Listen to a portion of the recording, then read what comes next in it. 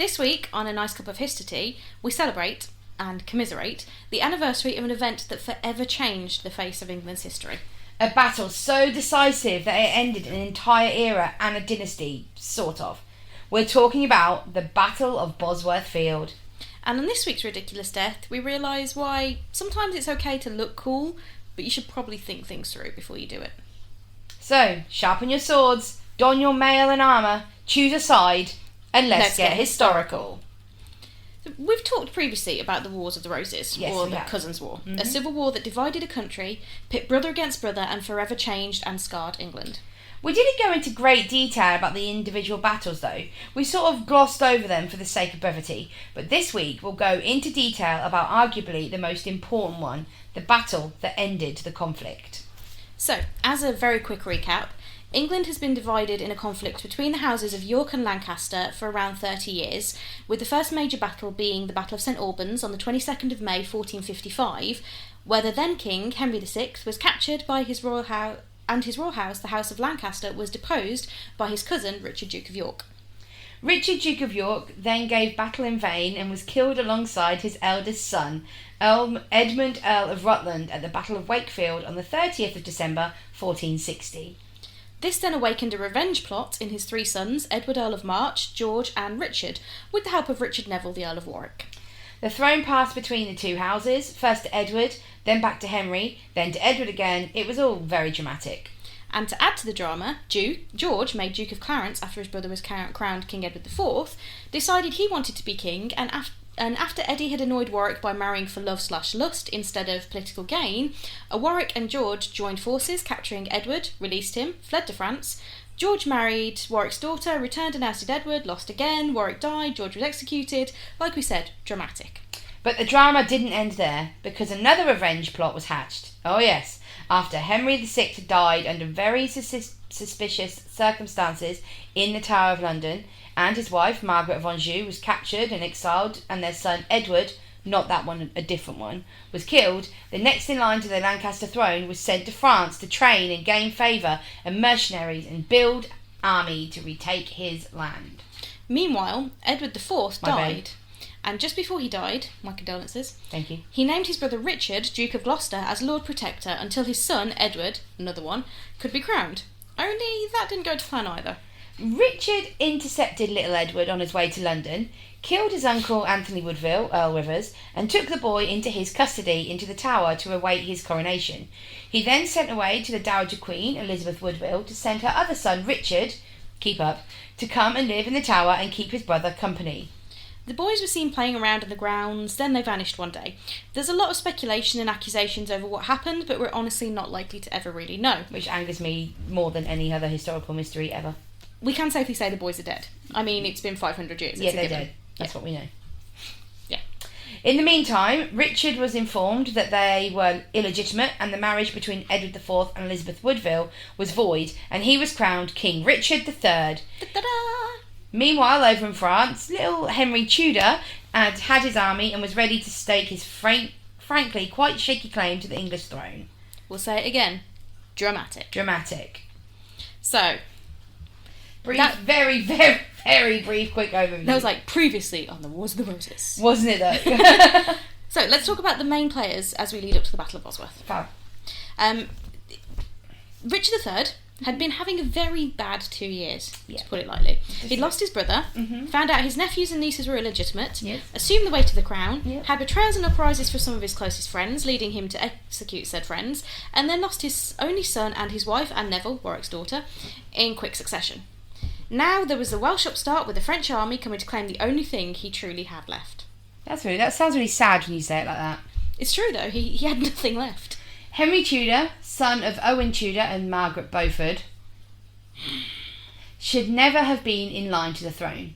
Yes, he was technically the nephew of Henry VI, through his half-brother, but the Beaufort family line was illegitimate.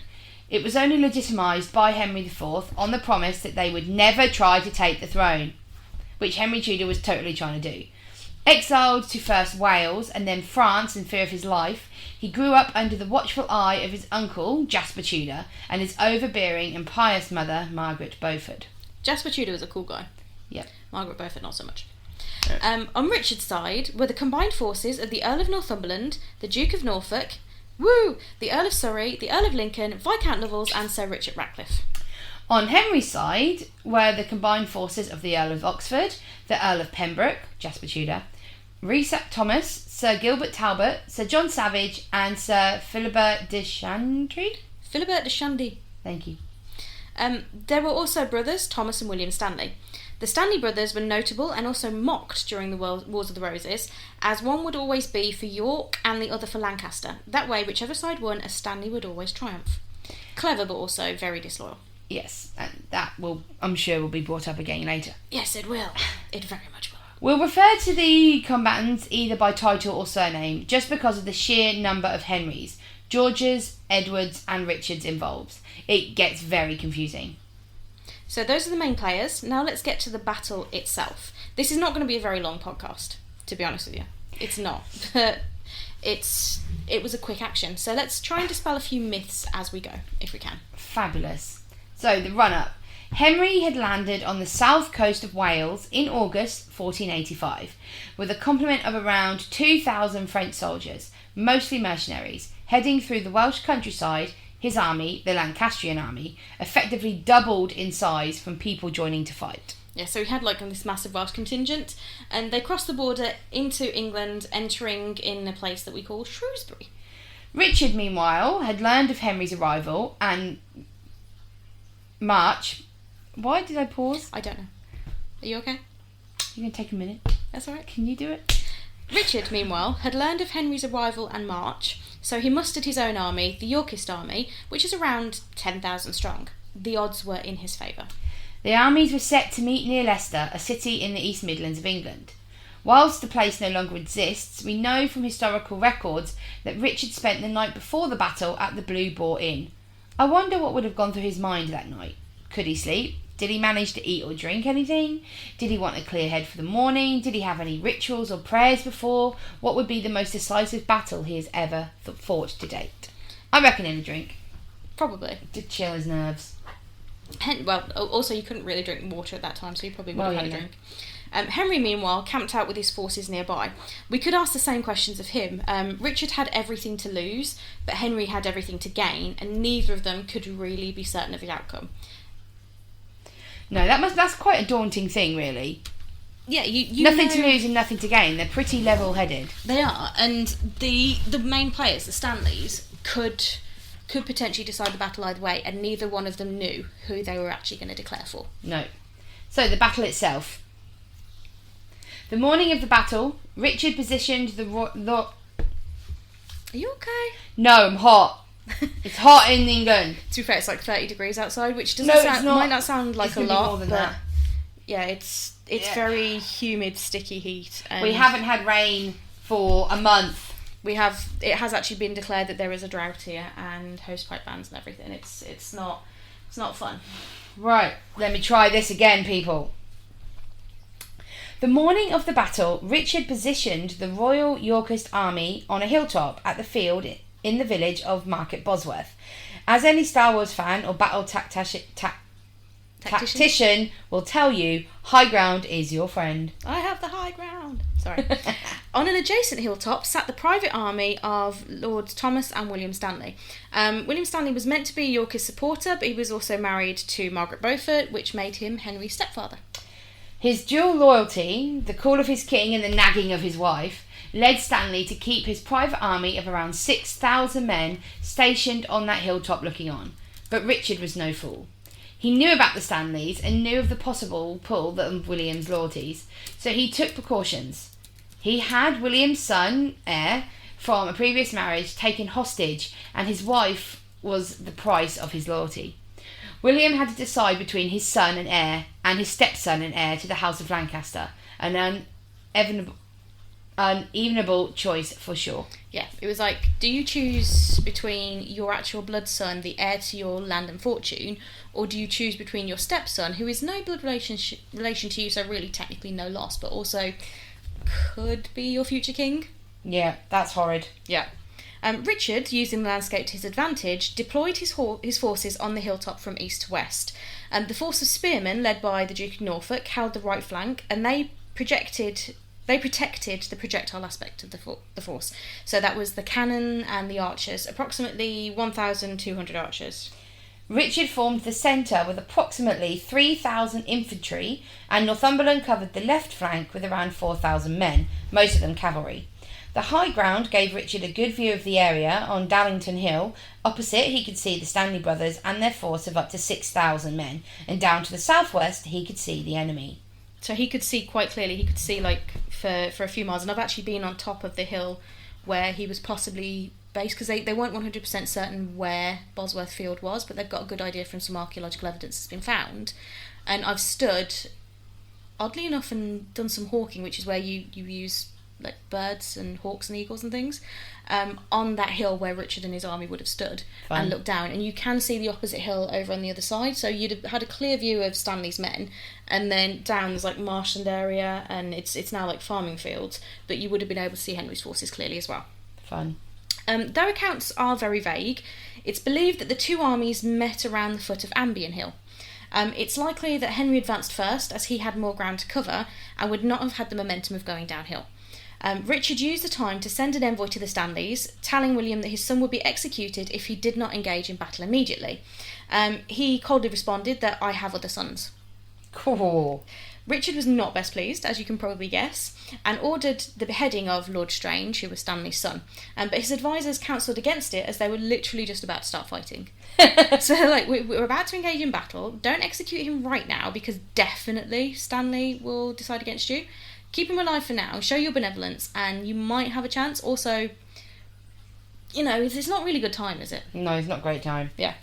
Henry had sent his own envoy to his stepfather and hadn't received a more positive answer, really, being told that the Stanleys would naturally join in, but only after Henry had gave his orders and arranged his army. So the two sides clashed without a Stanley in between. Yeah, so it's basically like neither of them had a solid yes, but also neither of them had a solid no. Henry was not an experienced warrior like Richard, so he left Oxford in charge and remained at the rear with his personal guard. Bit of a coward move, but anyway. Oxford kept his men together in a more traditional formation of vanguard, centre and rearguard, vanguard being like the foremost, ordering the men to go no further than 10 feet from their banners just in case they get caught up by the enemy. The cannon fired out on the Lancastrian forces as they worked their way around a patch of marshland. Once they were on firmer ground, the hand-to-hand fighting began, and an early casualty, Sir Walter Devereux, was lost from the Yorkist side. Richard gave the signal for Northumberland to join the attack, but for some reason Northumberland did not advance. There has been a lot of discussion as to why by various historians, some saying it was a personal grudge, others saying it was an issue with terrain that stopped him advancing, so he couldn't see a clear way down that wouldn't lead him straight either into the thick of battle at the wrong moment, that wouldn't be advantageous to him, or would mean that he'd have to go around his own forces to get to the fight, so his men would be tired by the time they got there. So it's kind of, we don't actually know why he didn't.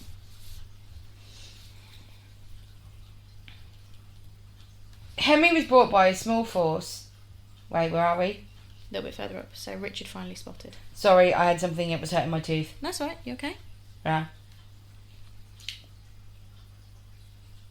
Richard finally spotted Henry at the rear of the Lancastrian forces and decided to try and end it quickly. He charged, leading a cavalry of around 800 to 1,000 men, including his household guards and most trusted knights and peers. Richard was badass, killing Henry's standard-bearer, William Brandon, and unhorsing John Cheyne, who was not a little fellow. He's actually referred to in the sources as Big Burly John Cheyne. That's cool, though. The attack caught Henry off guard. Well, the attack caught Henry's guard off guard. Mm-hmm. Henry dismounted and hid amongst his men's horses to disappear, not actually even trying to engage in combat. So Richard's just like, "Way, let's go," and just led this charge down. Meanwhile, Henry's like, "Nope," and hides in amongst his horses. Henry was bought time by a small force of pikemen, which slowed down Richard's charge. So if you know anything about battle tactics, your best thing against cavalry are pikemen. It allowed his bodyguard to surround and protect him. At that point, Stanley joined the fray in favour of Henry, leaving Richard and his men outnumbered and pushing them back near to the edge of the marsh. This was bad for Richard, as his horse lost its footing and he fell into the marsh, unseating the king. His men tried to persuade Richard to retreat to safety, but that wasn't his style. It wasn't any of the Yorkist style, really. No. He was a hardened warrior. He had lost everything he loved. His reputation had been torn to shreds, whether you believe that this was justified or not. So he stood up tall, righted the crown atop his head, and gathered his men around him, refusing to retreat. He is reported to have bravely said, "God forbid that I retreat one step. I will either win the battle as king or die as one." Bit different to what Shakespeare said he said. Little bit. I mean, he'd already lost his horse at that point, so there's no point asking for another one. Mm-hmm. Richard fought bravely, and his words and steadfast courage renewed something in his men. His bannerman, Sir Percival Thirlwall, actually lost both of his legs in the skirmish, but kept the Yorkist banner defiantly flying until he was killed. Wow! Richard came so close, reportedly within a sword's length of Henry Tudor. He could have struck the killing blow. William Stanley's men overpowered Richard's own, surrounding the king and striking him down with multiple blows, reportedly so violent that the king's helmet was driven into his skull. The death blow came from a halberd, and analysis of his remains found a total of 11 wounds, 9 of them to the head, and the blade consistent with that found on a halberd seems to have sliced off the rear part of Richard's skull, which suggests that he had lost his helmet by the time the final blow came. Once word had spread that the king had been killed, Northumberland and his men fled north, the others in the Yorkist army surrendering or fleeing. Norfolk's death is attributed to Sir John Savage, though accounts of how have been amended or romanticised.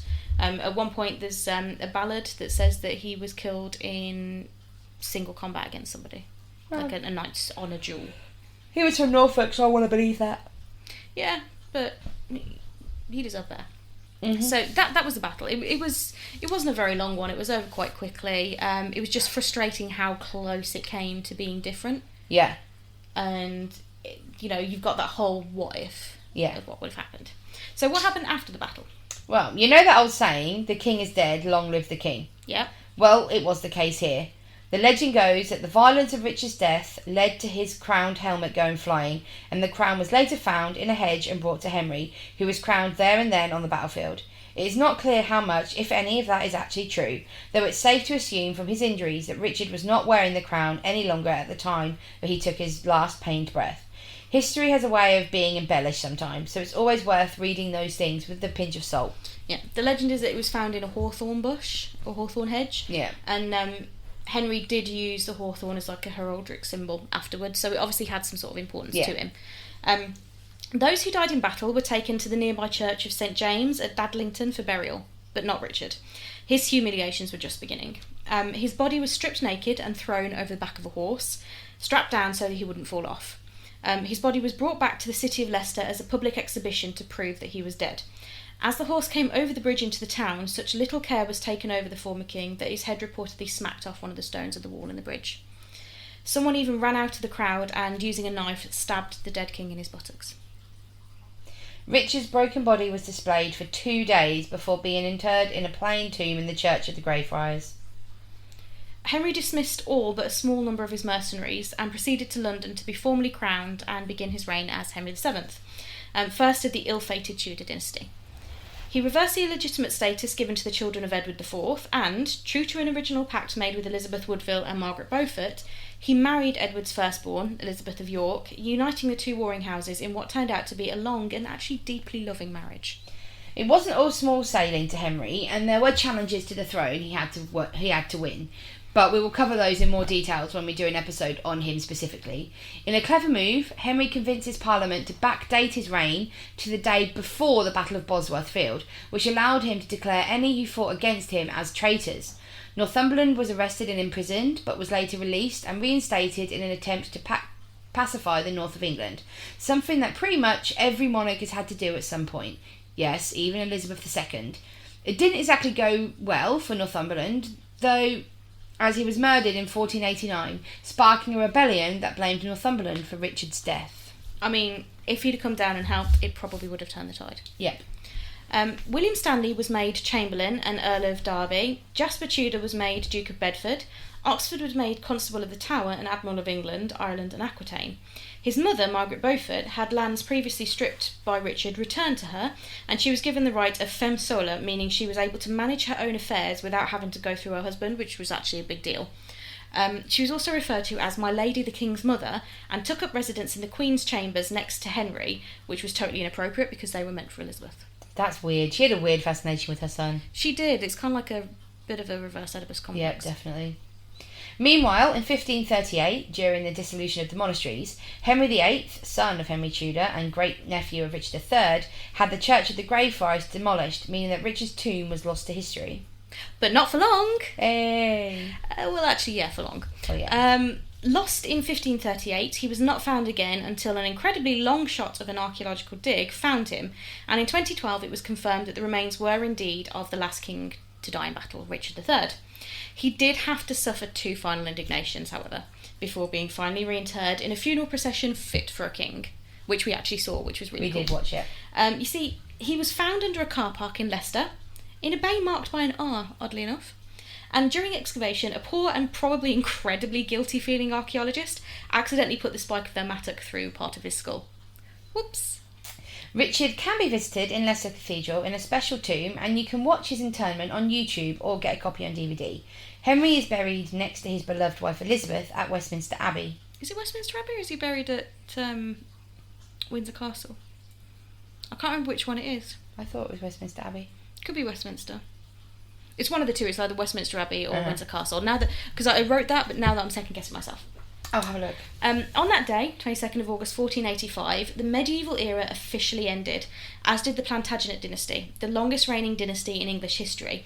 Technically, the bloodline did carry on through Elizabeth Woodville and then Henry VIII, but the dynasty itself ended.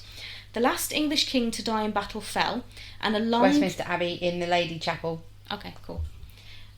The last English king to die in battle fell, and a long drawn-out civil war drew to a close, beginning one of the most famous and infamous periods in our history, the Tudor era.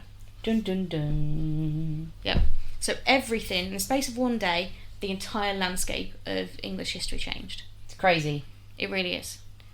It really is. And there's so many what-ifs from that. Like, what if Richard had got close enough to strike the killing blow? What if he hadn't died? What if Stanley had declared for Richard? Or what if Northumberland had come down? It had been a closer match, but Richard had lived. Yeah. The Plantagenet dynasty would have carried on. He probably would have married Elizabeth Woodville or someone else, had more children. We wouldn't have had the Reformation of the monasteries. We might not have had the Stuart era. We might not have had the Civil War and Republic. Or we might have had a full Civil War and actually been a republic now. Don't know. But you can definitely tell, because you researched this one, you can definitely tell what you think of Richard. There is literally no denying the way this podcast feels for Richard III. Don't get me wrong, I have a lot of respect for Henry Tudor. He fought for what he believed, and he fought for what he thought was his right. He also, he had his mum telling him forever that you are going to be king. Yes, she... Oh, yeah. Yeah, there's no denying how this podcast feels with regards to the Richard III, yes. Is there? I know as historians we're supposed to be objective, but I do, even if you're objective, like, at the time this battle happened, within the space of 2 years, Richard had lost everything. And you do have to feel for him a little bit, because at this point he must have either been, you know what, I am going to fight for everything and I'm going to get everything back and I'm going to be powerful. But at the same time, there must have been a small part of him on that night in the Blue Boar that just thought, what's the point? And maybe as the blows started coming down, he just thought, you know what, yeah, just let it happen. Yeah. So that's the Battle of Bosworth. Not a very long battle. A lot of battles go on for days, weeks, months. Not this one. It was quick, but it was important. Yeah, very important. Definitely. So, there we go. Now, oddly enough, I don't actually have a random fact, so to speak, but I could probably give you a sort of a random fact. Okay. Do. Carries random facts. The mercenaries that Henry brought over didn't just bring over weapons with them and fighting power. They also brought over a deadly disease called the sweating sickness, which caused a lot of havoc and eventually led to the death of Henry VIII's son, Henry Fitzroy. It was considered a plague by the people who supported Richard and the Yorkist faction, a plague and a curse that had been brought over by the Tudor dynasty for usurping the throne. and it's also what killed Henry's firstborn son, Arthur, and led to Catherine of Aragon marrying Henry VIII, and then the whole wife debacle. Carries round the fact. So, ridiculous death. This week's ridiculous death is fittingly someone who died in battle. Okay. But that's not ridiculous. I don't hear you cry. That's not ridiculous. Well, hold my beer, because this is about to get stupid. Okay.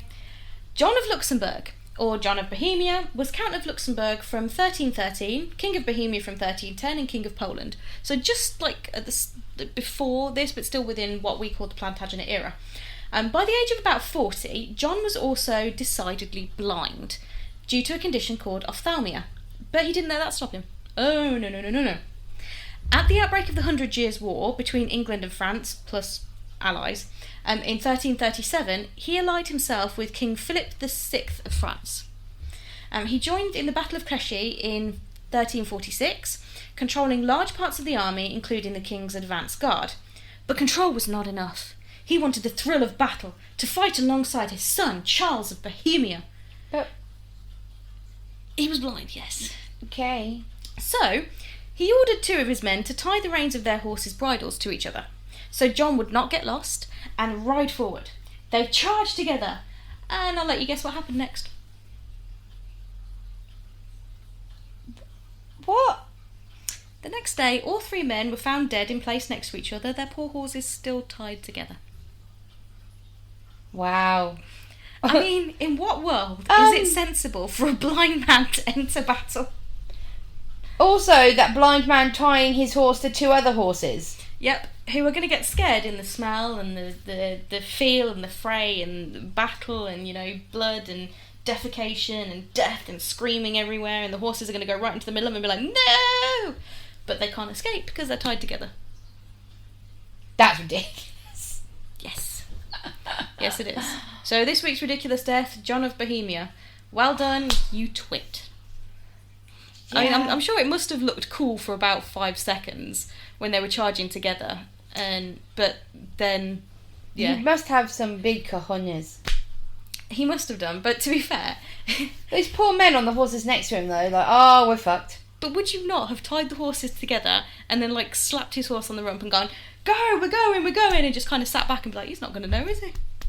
You would, wouldn't you? Fuck me. The bravery and stupidity of those poor men.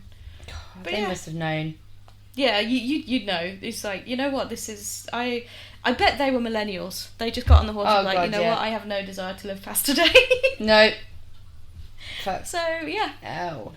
John of Bohemia. Wow. Fabulous. If you have any desire to know about any more battles within this period, or anything else, or any of the other people, anything else at all, then you can get in touch with us through any of our social media. So we've got Facebook, we've got Twitter, we've got Instagram, all at A Cup of History Tea. And we've also got TikTok now as well. We are still kind of starting out on it. We're just trying to build up our followers, so there's some little bits on there that you might enjoy, some plugs for our episodes. But if there's anything you want to see on there as well, or you just want to give us a follow and see the faces behind the voices, very pretty faces. Very, very pretty indeed. Then that's also at Cup of History. We also have an email address, which is cupofhistory@outlook.com, where you can send us any episodes you want, but also if you are fellow podcasters and you'd be interested in doing an advert or an advertisement with us, we have had them before and they've been successful for the other podcasters. Please do get in touch with us. Yeah, give us a plug, or if you've got a little business or something, so you've got Thimble and Kids. Oh yeah, definitely. Yeah, anything like that, just give us a bell and we'll give you a plug. And until then, take care, and we'll speak with you in a couple of weeks. Hopefully, we'll stay on at this time. Yeah, we've got some cool stuff coming up.